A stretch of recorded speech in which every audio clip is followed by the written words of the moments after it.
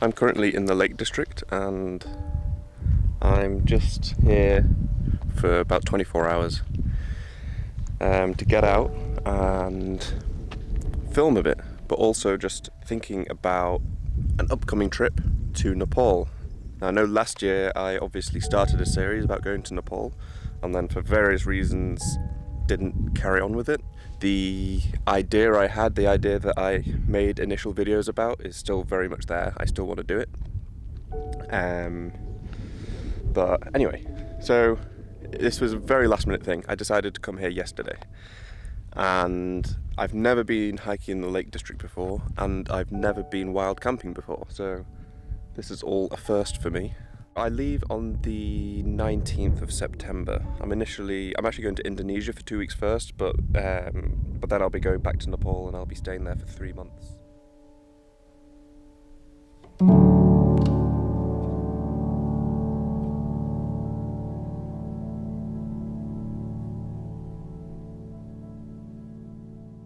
In February 2018, I went solo traveling for the first time ever. I'd never been to Asia, and I don't think I'd done any kind of traveling just by myself before. I think it's always been with friends or with family. So when I actually arrived in Nepal, I had pretty much no set plans apart from for the first week. So I just had a hotel for one night, and then the rest of the first week I was going to spend with 2 couch surfing people, which I did. And that was also my first time couch surfing, so that was like a bit of a scary prospect for me. It felt a bit weird, you just meet up with someone you don't know at all and go back to their place to stay. But it's the best thing I could have done because I met some amazing people through couch surfing. Actually, some of my best friends I met through couch surfing. So after that, I got myself an apartment, which one of the couch surfer hosts, Laxman, he actually helped me find an apartment. And I stayed there for about 2 to 3 months. And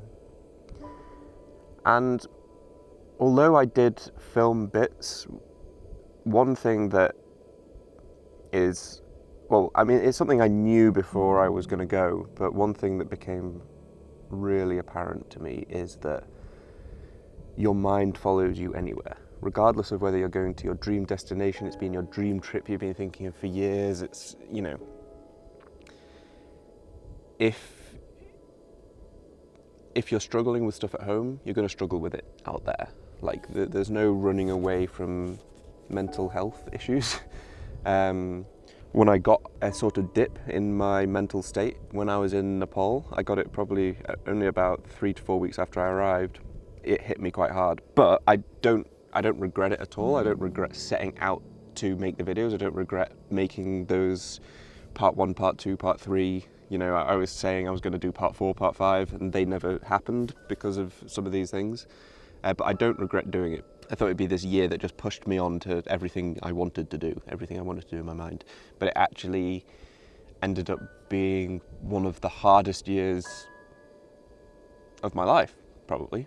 Part of that was probably the disappointment of things not going how I envisaged them initially.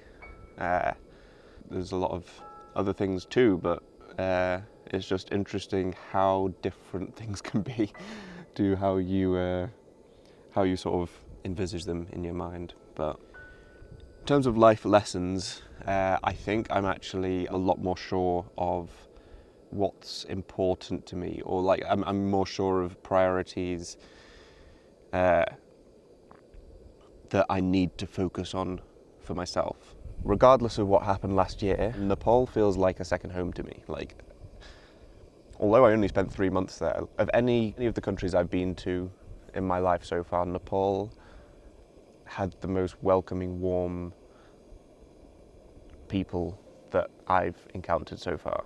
And I've made some really good close friends there. Some of the things I did film I'm going to show in this video. So I met a good friend called Ram, and he sort of taught me how to cook Nepali food, and we had an evening where we just sort of cooked some vegetable curry and had some beers, and that was really nice. That was in my first couple of weeks there. I've recently moved into my apartment in Kathmandu, My friend Ram is helping me cook my first my first Nepali meal.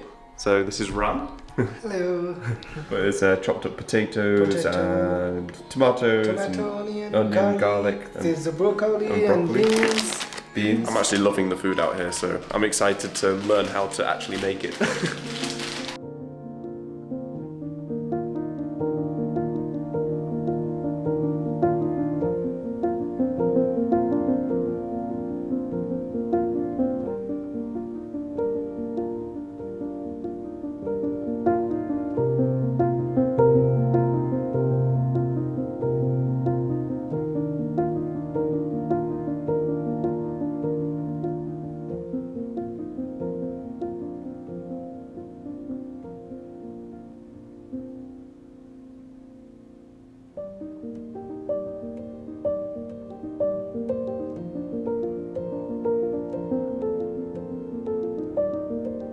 Cheers. Cheers.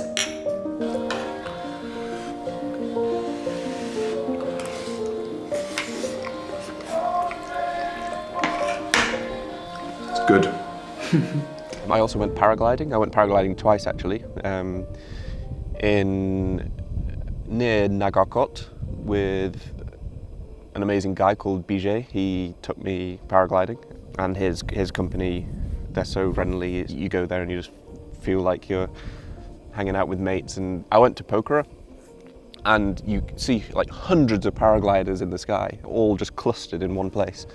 Whereas this experience in Nagarkot, like you've got the Himalayas in the distance, but I was me and two other people, and you know, it's just part of a very small group. You're not part of hundreds and hundreds of people all going at once, and I quite liked that. It felt a bit more personal. It felt a bit more peaceful, and yeah, so that was good fun.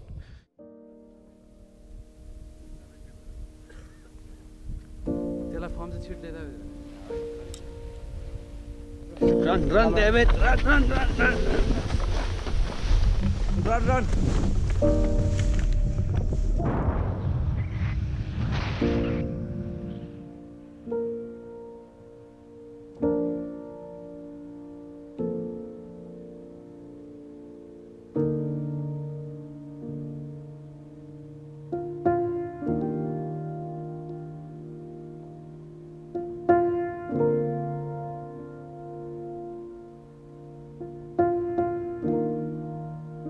Ram also invited me to his nephew's rice feeding ceremony, which is a traditional weaning ceremony in Nepal.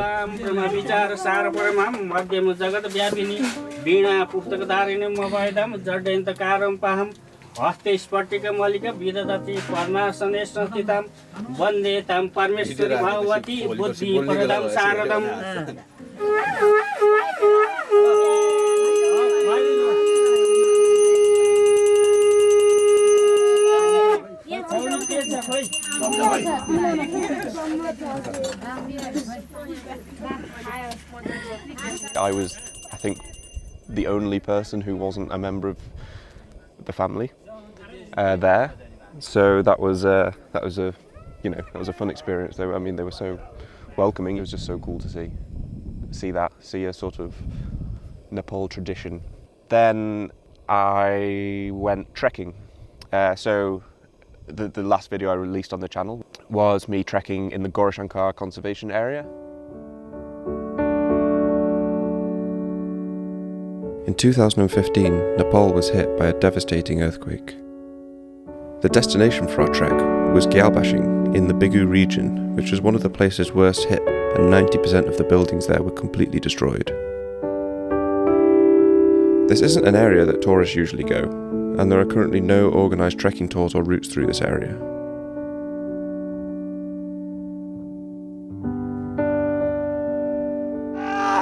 We're stranded, guys! Way to go! Smashing it. Very beautiful up here. What an experience that was. There's something about this trek and my first trip to Nepal that has just begun to give me a taste of what the country has to offer. I can't wait to get back out to Nepal, to really invest time into getting to know people more and to share more stories. It gave me a glimpse of rural Nepal, which I didn't have in the rest of my trip at all. Because we went into the middle of nowhere and we stayed with people who just lived in the mountains, or I think that has really sparked my intrigue and excitement about making films with lots of different types of people. Like, I'd love to go back to Bigu, where we trekked to, and go with a translator and spend 3-4 days, I don't know, with a yak herding family and just get to know them, and then with using a translator, get them to tell me their story, like get their views on life and put that into a film. Nepal is just so diverse. You know, you've got people who live in the mountains at 5,000 meters, and then you've got the people who live in like the flatlands on the border of India at sea level pretty much.